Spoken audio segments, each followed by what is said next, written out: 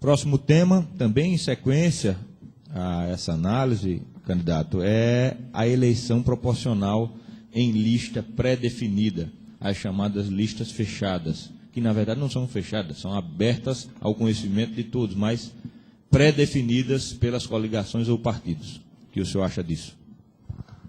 Mais um tema que eu tratei na Constituinte e que, pela necessidade da discussão dele, permanece até hoje. Foi um tema, os senhores que são advogados, né, juristas, sabem muito bem que, se forem fazer um estudo retroativo, com muita força apareceram esses temas e essas discussões acaloradas durante a Assembleia Nacional Constituinte. Permaneceu o voto proporcional, etc. Eu me lembro que o deputado Jarbas Passarinho, creio que deputado, não sei se, não me lembro se senador, mas creio que deputado, ele defendia o voto. Havia uma defesa muito forte do voto distrital misto, do voto proporcional e eleição em listas fechadas. Eu me lembro que, pela sua sabedoria, Afonso Arinos fez grandes intervenções que, para mim, na realidade, a Assembleia Nacional Constituinte, para mim, além de representar Alagoas e defender digamos, os trabalhadores, eu tive a honra de ter sido constituinte nota 10, do ponto de vista dos trabalhadores, ela foi quase que um curso de mestrado ou de doutorado para mim, na realidade foi, né? Pelos temas e por grandes figuras. O Afonso Arinos, é bom dizer, que ele veio da Constituinte de 45 e passou pela Constituinte, né, de 87, 88, né? Fomos eleitos em 86. Esse voto em lista fechada é muito adotado em vários países da Europa, e eu cito um deles, Portugal. Né? Inclusive, o português não diz vote em, vota fulano. Né? É uma coisa que a gente soa aqui no nosso ouvido, né? Vote em fulano, votem, né, em Beltrano. Lá é vota Beltrano, né? Vota Paulo, né? Então, mas isso apenas é uma coisa interessante, que você se choca quando vê aquele cartaz ali. Mas o voto em lista fechada é uma demonstração do reforço das estruturas partidárias.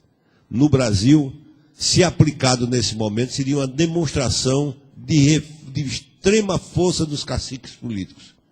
E como tem cacique político na direita, no centro e na esquerda, então o sujeito disse, não, primeiro vai ser você, segundo você, terceiro você, etc.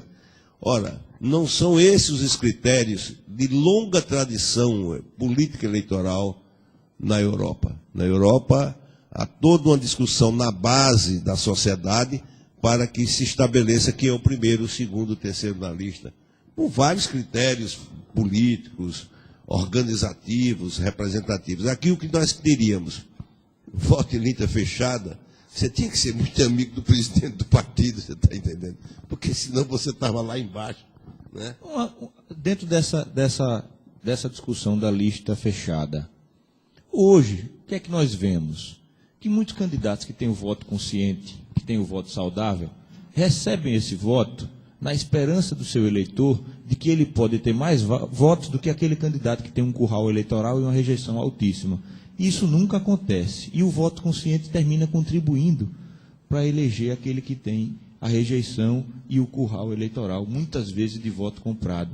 Com a lista fechada, será que os partidos não iriam repensar, colocar no número 1 da lista uma pessoa com uma grande rejeição e com curral eleitoral, e que aqueles candidatos saudáveis iam se negar a ficar em terceiro ou quarto da lista, e o seu próprio eleitor ia se negar a votar na lista? Será que essa não seria uma ideia de mudar, e os partidos, ao invés de colocarem nos primeiros da lista os caciques, eles começariam a ter que colocar índios mais conscientes?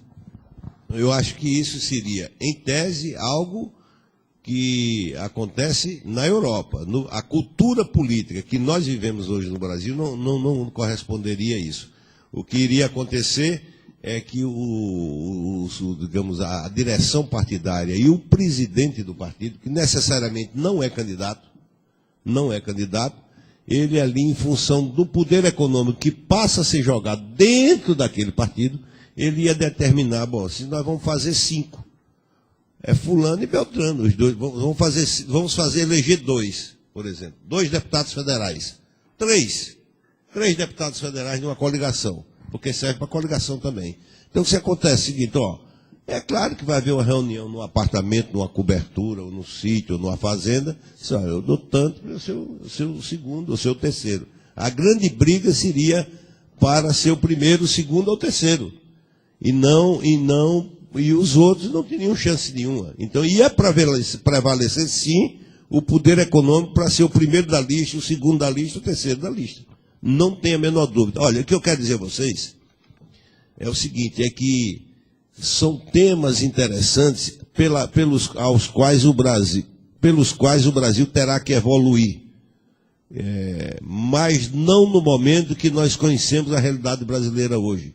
Não é a cultura política só do Brasil.